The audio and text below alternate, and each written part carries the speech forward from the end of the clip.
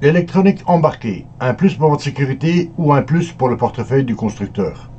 On va voir ça ensemble.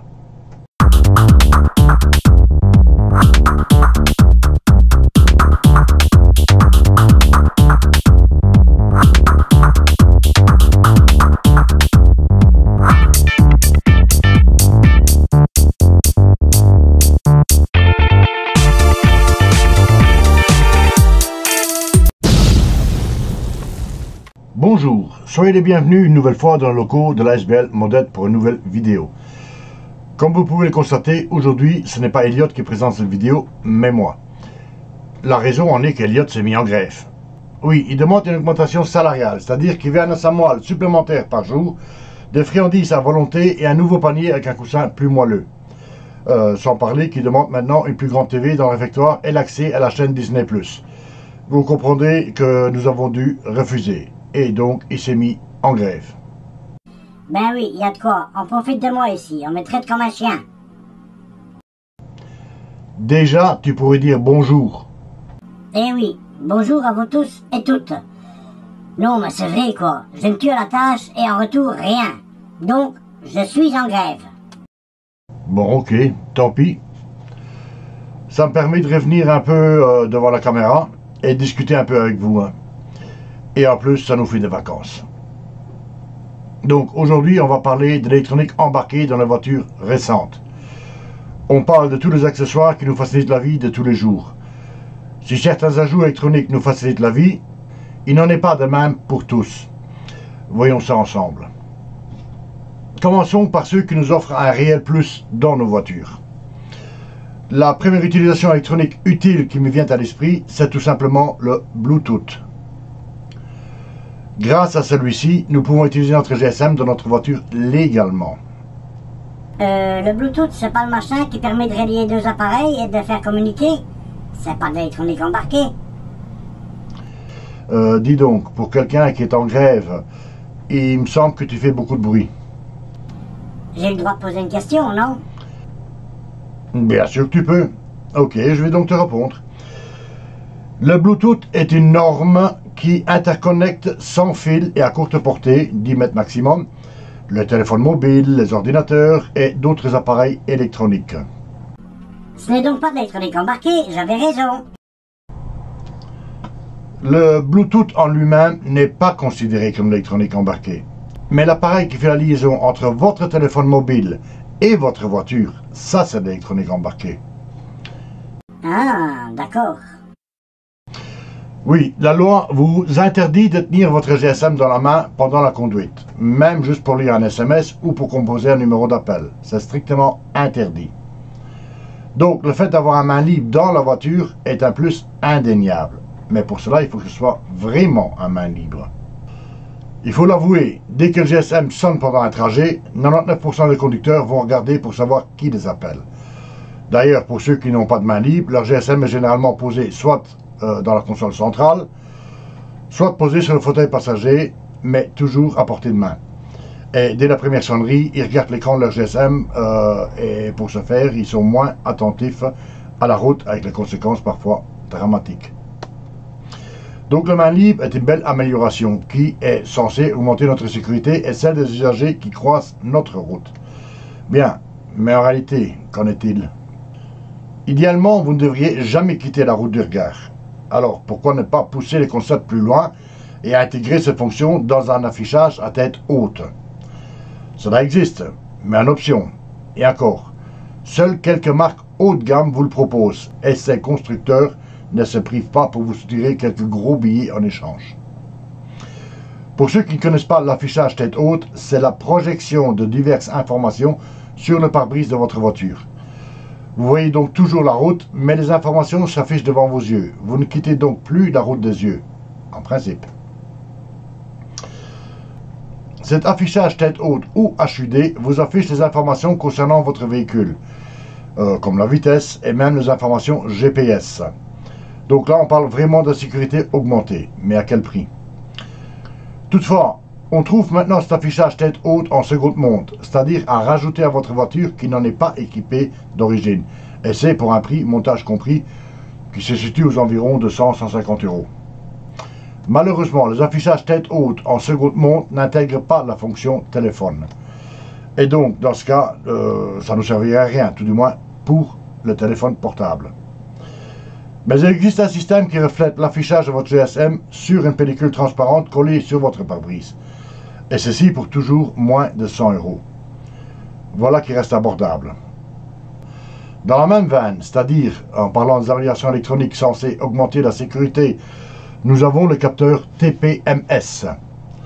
Ce sont des capteurs installés dans vos roues ou simplement vissés sur le valve qui renvoient la pression de vos pneus sur un afficheur, généralement l'écran multimédia de votre voiture. Rouler avec des pneus sous ou surgonflés est dangereux. Un pneu mal gonflé sous la pluie peut vous valoir une sortie de route pas du tout souhaitable. Donc la démarche est louable. Mais pourquoi cela reste-t-il encore une option si chère alors qu'on en trouve toujours en seconde montre à moins de 100 € également? Et encore, la plupart des constructeurs ont la fâcheuse habitude d'intégrer des options dans des packs hors de prix et surtout inutiles. C'est-à-dire que pour avoir l'option TPMS par exemple, puisque nous en parlons actuellement, vous devrez choisir par exemple un jeu de jantes larges. C'est un peu comme si vous alliez à la friterie du coin et on vous disait que pour avoir un paquet de frites, vous devrez prendre un steak pur bœuf. Mais moi je ne veux que mon paquet de frites. Désolé monsieur, pas possible. Si tu veux pas du steak, moi j'en veux bien. Non, mais c'est un exemple. D'accord. Mais s'il le faut, je ferai l'effort pour m'occuper de ce steak. Donc, on est obligé de prendre le pack option numéro 147 pour avoir cette option. Et dans ce pack d'options, il y a un tas de trucs dont on se passerait bien. Et donc de le payer au prix fort. Triste réalité. Mais bon, comme d'habitude, il existe une solution à ajouter à votre véhicule. Et la voici. Vous constaterez qu'une nouvelle fois, il est possible de rajouter cette option sans devoir vendre un rein.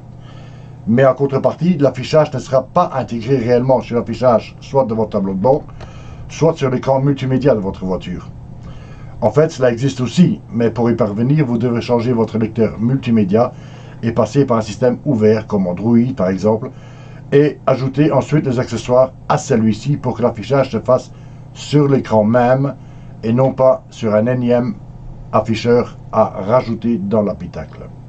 Donc il est possible de rajouter quasiment toutes les options électroniques après coup, à moindre frais, même si vous voulez intégrer le tout dans un ensemble propre. Passons à un autre système qui augmente la sécurité, la détection des passants. Là on parle de voitures capables de vous avertir dans le cas où quelqu'un passe devant la voiture et de freiner par elle-même en cas de besoin. Soyons clairs, en Belgique tout du moins, il est interdit de tripoter les systèmes intégrés à votre voiture, même si c'est pour ajouter un tel système qui augmente réellement la sécurité de conduite. Donc, cela existe en accessoire, mais il vous prévient par un bip.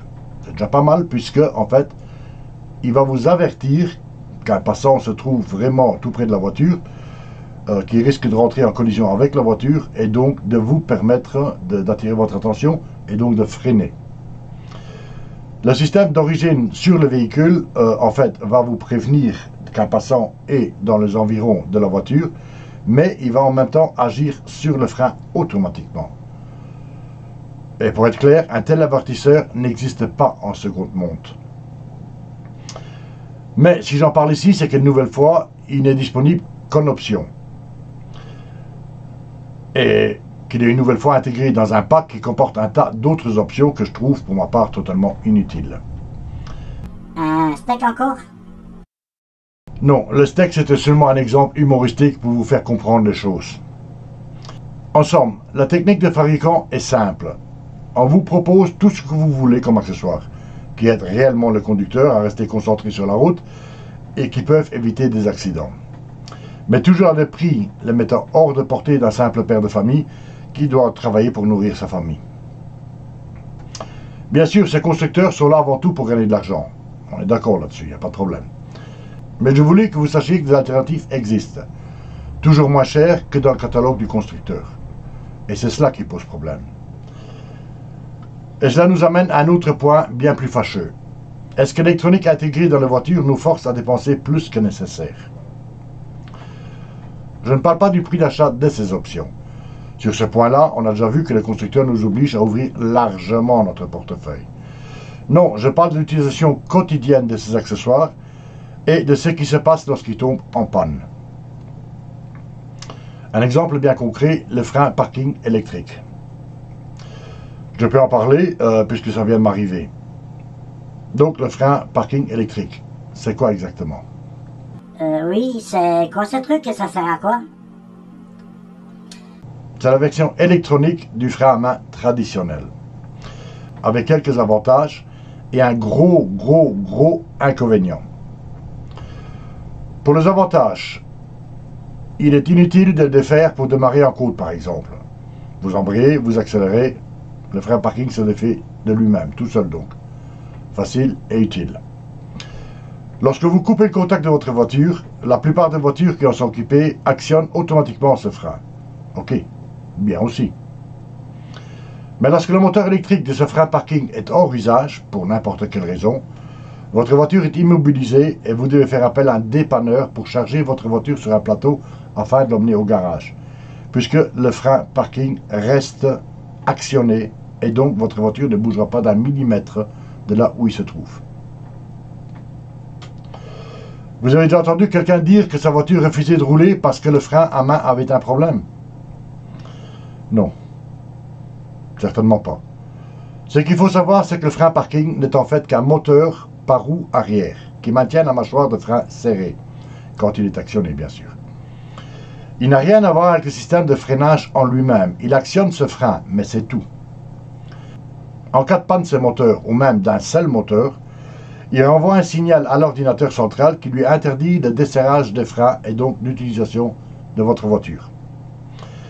N'importe quelle voiture non équipée de ce frein parking électronique reste tout à fait fonctionnelle. Vous ne pourrez pas mettre votre frein à main, mais vous pourrez rouler sans problème. Vous mettez une vitesse lorsque vous vous garez, c'est tout.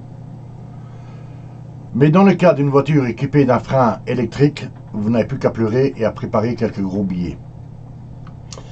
La voiture reste immobilisée. Un point, c'est tout. En fait, il est possible de contourner cet état, mais inaccessible au conducteur lambda. Il faut déconnecter le moteur électrique et tenter de l'ôter, soit en le forçant manuellement si le moteur est en usage, ou soit en l'alimentant par dérivation directement à partir de la batterie, si c'est une panne due à l'alimentation électrique de ce moteur. Ah oui? Et comment on fait ça? Dans un cas comme dans l'autre, vous devez faire appel à un professionnel pour y parvenir. Donc sortir dessous. Si vous trouvez un garagiste qui veuille bien se déplacer chez vous ou sur l'emplacement où votre voiture est en panne, sinon vous devez faire appel à un plateau et payer encore. Dites, vous n'avez pas l'impression qu'on nous prend pour des cochons payeurs? Le frein à main est un organe important, d'accord. Mais depuis quand intervient-il lors du déplacement d'un véhicule? Pour répondre à Elliot, il faut démonter le moteur électrique ou les moteurs électriques qui sont défaillants, desserrer le piston de frein pour libérer votre roue ou vos roues, et là, vous pourrez de nouveau circuler avec votre voiture. Mais vous entendrez toutes les 30 secondes un avertisseur qui vous rappellera que votre frein électrique est hors d'usage. Et c'est assez énervant. Cette manipulation n'empêche en rien l'utilisation de vos freins. Seule la partie frein de stationnement en est affectée. En fait, elle ne fonctionne plus du tout. Donc, vous n'avez pas de frein à main, mais vous pourrez freiner normalement en roulant. Et c'est là que je dis qu'on profite de nous ou de notre portefeuille surtout. Pourquoi ne peut-on pas désactiver cette fonction pour continuer à utiliser notre voiture sans ce frein de stationnement? Et c'est ainsi pour plusieurs accessoires qui, s'ils sont défaillants, empêchent l'utilisation normale de nos voitures.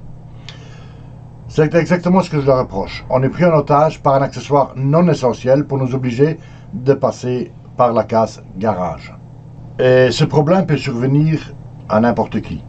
En temps de gel, par exemple, il se pourrait très bien que vos freins gèlent, dû à la température extérieure, et que le moteur ne soit plus capable de desserrer les freins à main.